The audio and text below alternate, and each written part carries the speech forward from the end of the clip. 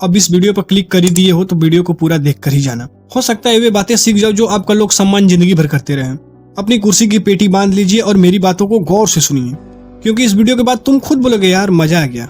मैं आज के इस वीडियो में 6 ऐसे पॉइंट के बारे में बताऊंगा जो लोगों के नजरों में मूर्ख पागल बनकर आप इतना ज्यादा सम्मान पा सकते हैं जितना कि चालाक व्यक्ति नहीं पा सकता। इस दुनिया में तो हजारों लोग बुद्धिमान हैं, लेकिन उनका समाज में कोई इज्जत नहीं है। सिर्फ चालाक होने से इज्जत नहीं मिलता है, लोगों से अपने लिए वैल्यू करवाना पड़ता है। कौन है वो 7 पॉइंट? वीडियो के अंत तक बने रहिएगा। और लास्ट वाला सबसे ज्यादा इंपॉर्टेंट है, लास्ट वाला को मत छोड़िएगा। पहला है कीप योर इंटेंशन, यानी अपना लक्ष्य छिपा कर रखो। आप किस पर्पस से कोई काम कर रहे हैं ये बात लोगों को पता नहीं लगना चाहिए। इससे लोग अंधेरे में रहेंगे और अपनी प्लानिंग नहीं कर पाएंगे। अगर उन्हें इस बात का अंदाजा नहीं होगा कि आप क्या करना चाहते हैं तो वे अपनी योजना नहीं बना सकते। इस तरह से आप उन्हें काफी समय तक गुमराह कर सकते हैं। जब तक उन्हें आपके इरादों का एहसास होगा तब तक बहुत देर हो चुकी होगी। ज्यादातर लोग खुली किताब की तरह होते हैं। वे अपनी मन की बात तुरंत कह देते हैं।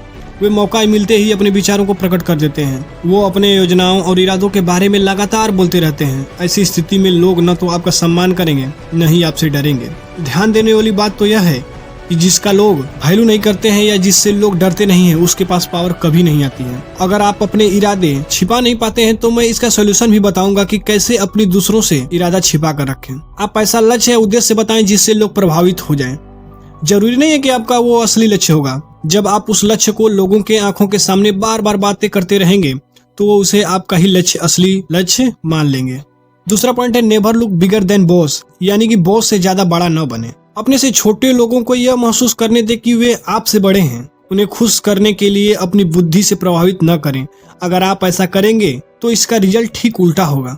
जब आप लोगों के सामने अपने गुणों का प्रदर्शन करते हैं ना तो लोगों के मन में जलन सी महसूस होने लगती है। अपने से ऊपर बैठे लोगों के प्रति अलग नीति आपको अपनानी चाहिए। बॉस से बड़ा दिखाना या उससे ज्यादा प्रभावशाली दिखना वैल्यू पाने की राह में शायद सबसे बड़ी गलती होती है। आप भूल कर भी इस नीति को मत अपनाना कि अपने गुणों का प्रदर्शन करके बॉस की सद्भावना हासिल कर लेंगे। हो सकता है बॉस ऊपर से आपकी प्रशंसा करने का नाटक करे, आपको खुश करने के लिए आपकी तारीफ करे, लेकिन मौका मिलते ही वह आपकी जगह पर किसी कम बुद्धिमान, कम अट्रैक्टिव और कम खतरनाक लगने वाले व्यक्ति को नियुक्त कर देगा। आप अपने बॉस से ज्यादा बुद्धिमान हैं, आप तो ये बात जानते हैं। एक मैं उदाहरण से आपको समझाता हूँ। आसमान के सितारे हमें यही सिखाते हैं। हो सकता है वे सूर्य जितना चमकदार हों, लेकिन सूर्य के चमकते समय वे नजर नहीं आते हैं।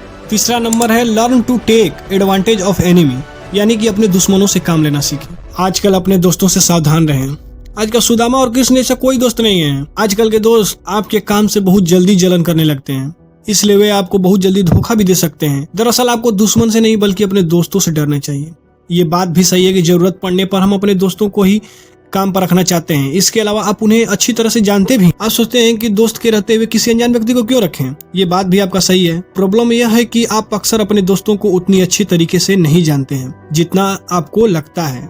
दोस्त अक्सर बहस टालने के लिए आपकी हाँ में हाँ मिला देते हैं। आपको कष्ट न पहुंचे इसलिए वो अपने गुण छिपा लेते हैं।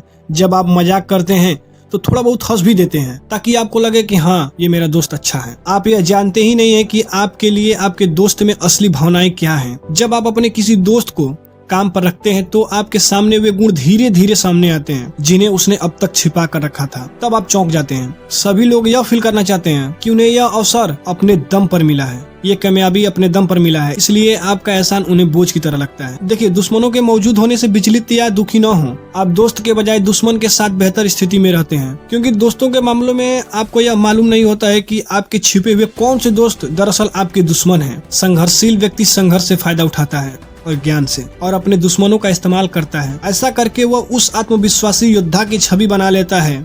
आप सीखें कि अपने फायदे के लिए दुश्मनों का इस्तेमाल कैसे किया जाता है। देखिए, आपको धार की तरफ से तलवार नहीं पकड़नी चाहिए वरना आपका हाथ कट जाएगा। बुद्धिमान इंसान अपने दुश्मनों से भी फायदा ले लेता है, जबकि मूर्ख इंसान अपने दोस्तों से ही हानि पहुंचा लेता है। अगर आप अपने शत्रु को काम पर रखते हैं और वो चाहता है कि हम दोनों में समझौता हो, तो उसे अपने बारे में बहुत कुछ साबित करना होता है। सच्चाई, ईमानदारी, विश्वास, इसलिए वो आपको धोखा नहीं दे सकता है। इसलिए अपने दोस्तों से सावधान रहें।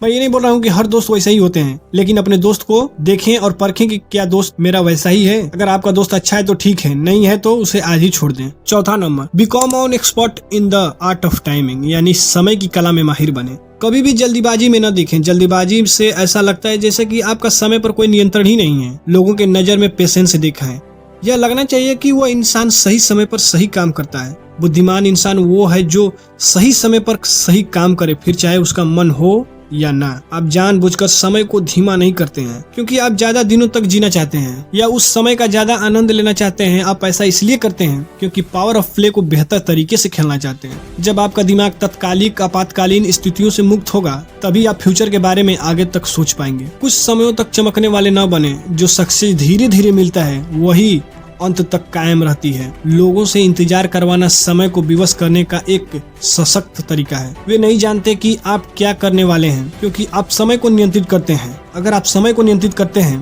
तो आप बहुत कुछ हासिल कर लेंगे। वैसे टाइम मैनेजमेंट पर एक पूरी वीडियो बन सकती है, आप कमेंट बॉक्स में बता दीजिएगा, मैं इस पर एक अलग से वीडियो प्रोवाइड करा दूंगा आपको। 5वां नंबर है always speak less than necessary, यानी जरूरत से कम बोलें। लोगों को अपने वर्ड से खुश करने की कोशिश न करें। आप जितना ज्यादा बोलेंगे उतने ज्यादा साधारण दिखेंगे। बुद्धिमान इंसान कम बोलकर ही लोगों को खुश कर देता है। इस बात का ज्यादा डर रहता है कि बोलते बोलते आपके मुंह से कोई न कोई मूर्खतापूर्ण बात निकल ही जाएगी जो आगे चलकर दिक्कत कर सकता है। जब आप जरूरत से कम बोलते हैं तो आप हमेशा रियलिटी से ज्यादा महान और वैल्यूएबल दिखते हैं। आपकी चुप्पी से दूसरे लोग परेशान हो जाएंगे। वे यह जानने की फिराक में रहते हैं कि आप सोच क्या रहे हैं। आप ज्यादा बोलेंगे, लोग आपकी इज्जत उतनी ही कम करेंगे। आपको जितना जरूरत है बोलने का, आप उससे भी कम बोलें। लोग तरसने लगेंगे तुम्हारी आवाज सुनने के लिए। अगर आप कम बोलते हैं तो आपको ही फायदा होगा। अगर सामने वाला आपको गुस्से में बोले जा रहा है तो उसकी बातें ध्यान से सुनते रहे और एक शब्द ऐसा बोलें कि वो सुनकर खुद शर्मिंदा हो जाए। आप कम बोलकर भी दूसरों को नीचा दिखा सकते हैं। अगर आपको सामने वाला बोलकर नीचा दिखाना चाहता है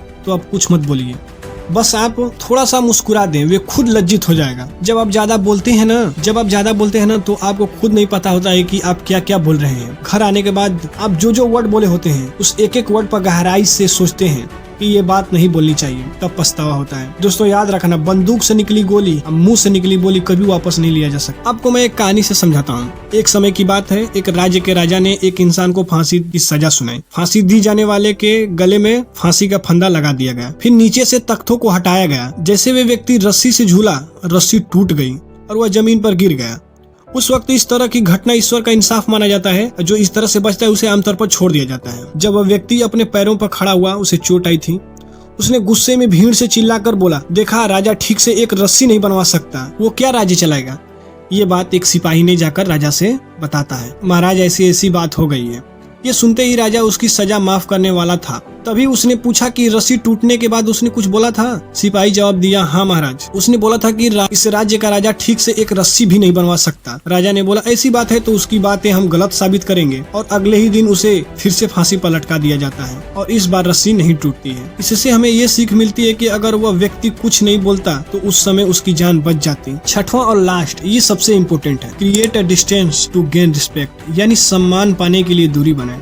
कभी कभी ज्यादा आने जाने से आपकी वो असली वाली कीमत घटने लगती है। आप जितना ज्यादा दिखेंगे और बोलेंगे आप उतना ही साधारण नॉर्मल नजर आएंगे लोगों को। अगर आप किसी समूह से जुड़े हैं तो कुछ समय के लिए उससे दूरी थोड़ा बना लें। अगर वहाँ आपकी अनुपस्थिति होगी तो आपके बारे में ज्यादा बातें होंगी और आपकी तारीफ भी होगी। बस आपको ये सीख लेना है कि दूर कब रहना है और उपस्थित कब रहना है। अभाव से हर चीज का मूल्य बढ़ जाता है। आजकल उपस्थिति का मुख्य जरिया बन गया है सोशल मीडिया, जैसे में इंस्टाग्राम, फेसबुक, व्हाट्सएप। आप तो जरूर यूज करते होंगे, कुछ न कुछ रोज पोस्ट करते होंगे। आप सोचते हैं कि आपकी इससे इज्जत बढ़ेगी, लेकिन मेरे दोस्त, इससे आपकी इज्जत नहीं बढ़ती है, लेकिन ठीक उल्टा होता है। रोज अपनी उपस्थिति दिखाने के लिए कभी स्टेटस लगाते हैं, कभी स्टोरी लगाते हैं, कभी पोस्ट करते हैं। देखिए, अगर आप कहीं बाहर घूमने नहीं जाते हैं, किसी से बातें नहीं करते हैं और सोशल मीडिया यूज करते हैं, पोस्ट करते हैं, स्टेटस लगाते हैं, तो उसके माध्यम से तो अपनी उपस्थिति दे रहे हैं। एक बात सुनिए, अगर आपने नोटिस किया हो तो जब भी कोई पार्टी में सेलिब्रिटी या नेता आता है तो वो आते ही 5 मिनट में चला जाता है, ये कहते हुए कि उन्हें कोई अगले प्रोग्राम में जाना है, जबकि उनका अगला प्रोग्राम कोई नहीं होता। बस ये ज्यादा अवेलेबल रखकर अपनी वैल्यू गिराना नहीं चाहते हैं। इसलिए तो कुछ फेमस सेलिब्रिटी टीवी ऐड भी नहीं करते,